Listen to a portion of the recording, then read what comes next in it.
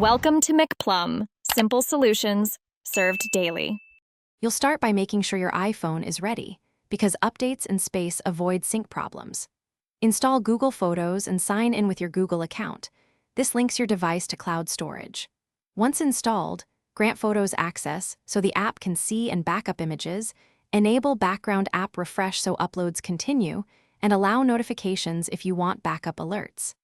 These steps let uploads begin immediately and prevent permission errors down the road, so you don't have to troubleshoot basic access later.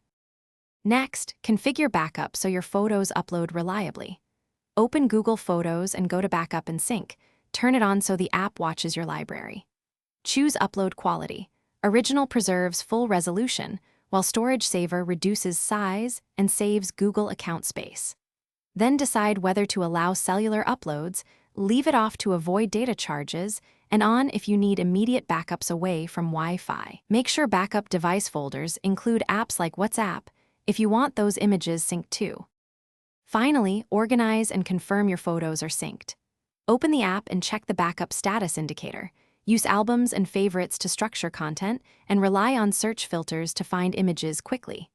If a photo won't upload, first force close Google Photos and reopen it. Make sure you're on Wi-Fi or that cellular uploads are enabled, and check your Google storage quota. Running out of space stops backups. If problems persist, sign out and back in to reinitialize the sync connection. Thanks for watching. Stay juicy and subscribe.